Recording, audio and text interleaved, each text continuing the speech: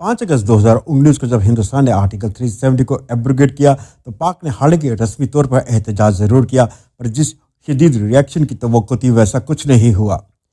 कश्मीर में मौजूद separatist leadership जिनका पाक से हमेशा ताल्लुक रहता है, उनका भी रिएक्शन कुछ बयानबाजी तक ही सीमित रहा।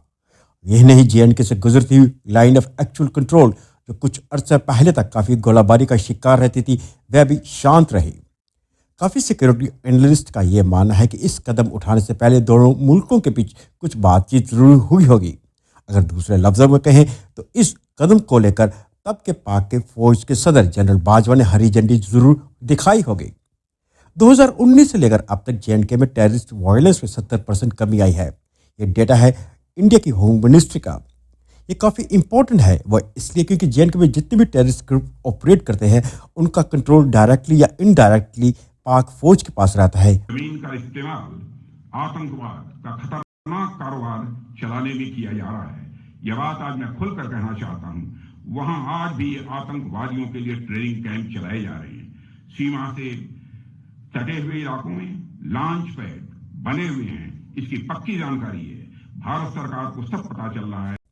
अब 5 साल बाद क्या JNK के मुतालिक पाक फौज की अपनी पॉलिसी में तब्दीली आ रही है? क्या ये अब जम्मू व कश्मीर में दोबारा टेररिज्म शुरू करना चाह रही है? पाकिस्तान की मशहूर तजियाकार और लीडिंग सिक्योरिटी एनालिस्ट आयशा सदीका का मानना है ऐसा होने जा रहा है, पर आयशा का यह भी कहना है कि जो टेररिस्ट वायलेंस में तेजी आएगी वह जम्मू सूबे में आएगी। सब जानते हैं कि पिछले 3 साल में जम्मू प्रोविंस में काफ़ी हद तक टेररिस्ट वायलेंस में इंक्रीज हुआ है। अक्सा कॉन्फ्रेंस हुई है 5 फरवरी को, तो उसमें तलहा सैफ, जैश ए मोहम्मद का और जैश ए मोहम्मद के कुछ वॉरियर्स जो हैं वो, फिर लश्कर तैयबा वाले भी थे, फिर जमात इस्लामी वाले भी थे, तो वहाँ लाए गए, बिठाए गए, बात हुई और जो खुशबू आ रही है वो यही है कि कुछ थोड़ी सी जम्मू में, कश्मीर में तो नहीं, क्योंकि कश्मीर में जो इंडियन कश्मीर है उसमें तो लोग तायब हुए हैं, कोई ज़्यादा इंटरेस्टेड नहीं है मिलिटेंसी में। बट सारी जम्मू में पिछले साल भी टेंशन रही है, तो थोड़े पिन प्रिक्स जो है, कोई मेजर नहीं, आप टेंशन नहीं चाहते, पिन प्रिक्स जो हैं वो बिल्कुल करना चाहते हैं। उसकी वजह ये है कि एक तो फौज आपकी नाराज़ है, वो कहते हैं कि ये इंडिया बलूचिस्तान में क्या कर रहा है। दरअसल 5 फरवरी को पाकिस्तान कश्मीर सॉलिडेरिटी दिन बनाता है। इससे वह quote and quote Kashmir issue पर अपना समर्थन देने का मुजाहरा करता है। कुछ अरसा पहले तक पाकिस्तान के कई शहरों में जलसे और जुलूस निकलते थे, पर अब ऐसा नहीं होता। इस साल 5 फरवरी को लाहौर और इस्लामाबाद में काफ़ी हद तक शांति थी। इसकी कई वजूहात हैं। पहली ये कि इस दिन का मुख्य आयोजन POK के शहर रावलाकोट में किया गया था। दूसरा ये कि इस्टेब्लिशमेंट, पाक में फौज को इस्टेब्लिशमेंट कहा जाता है, इस दिन राजधानी को शांत रखना चाहती थी।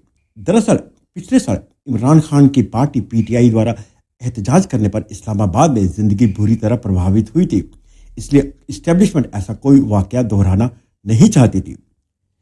इसी दिन हिंदुस्तान से कुछ डेलीगेट्स वहाँ पे आयोजित की गई क्लाइमेट कॉन्फ्रेंस को अटेंड करने गए थे, तो उन्होंने भी कश्मीर डे पर कुछ ज़्यादा एक्साइटमेंट को नोटिस नहीं किया गया। हालांकि इसका आयोजन रावलाकोट में करना एक तरह से बेहतर भी था, अगर हुकूमत दहशतगर्द तंजीमों को ठंडे बस्ते से बाहर निकालना चाहती है।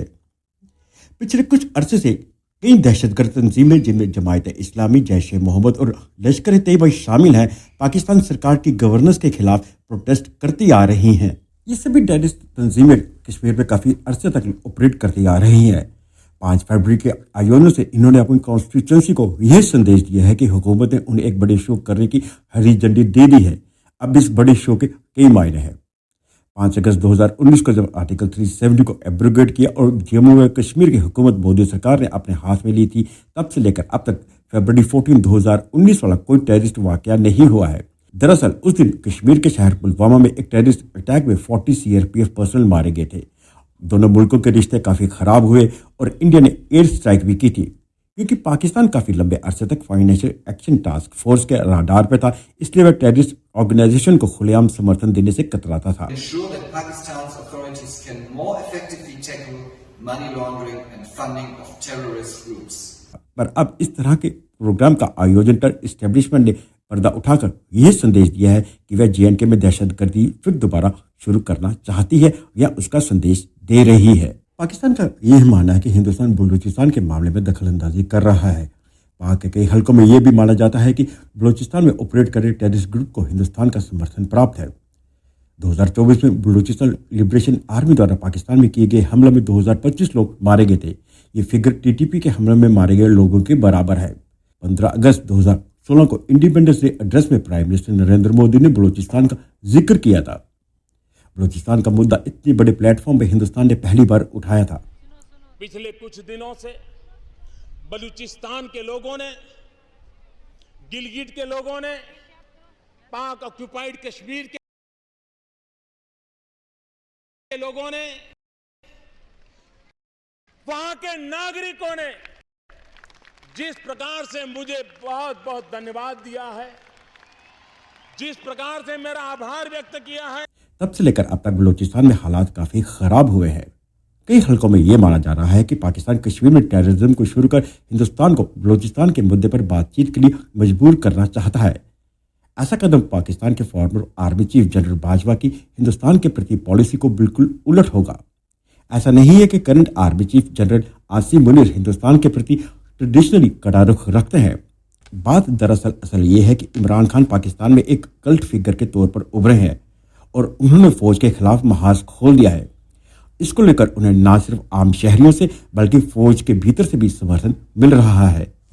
इन हालात में जनरल आसिम मुनीर को एक इमेज बनाने की जरूरत है जो साफगो हो और जिसे फौज पसंद करती हो।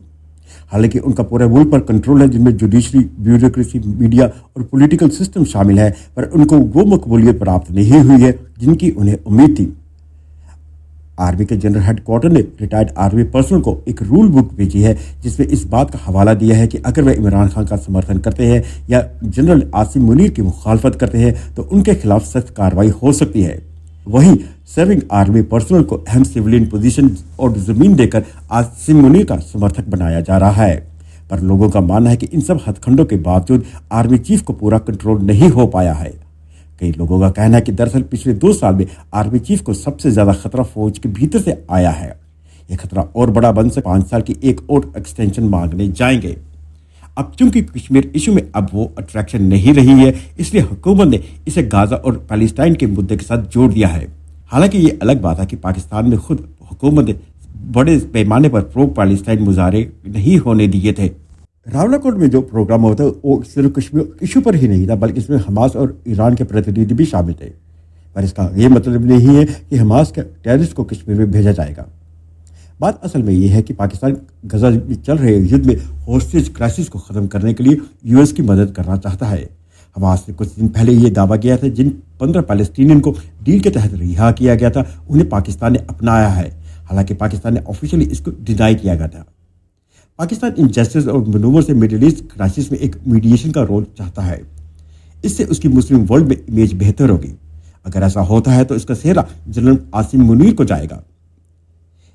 इन सब टैक्टिक्स और मैनूवर्स का मकसद जनरल आसिम मुनीर की कुर्सी को मजबूत करना है, जबकि कश्मीर, हमास और पैलेस्टाइन सब मीन्स हैं इस बुनियादी मकसद को पूरा करने के।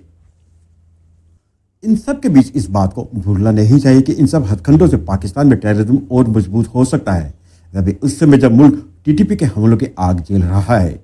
इन टेररिस्ट ऑर्गेनाइजेशन पर इस्टेब्लिशमेंट नजर तो रख सकती है, पर इस बात की कोई गारंटी नहीं कि वह ज्यादा खतरनाक ना हो जाए।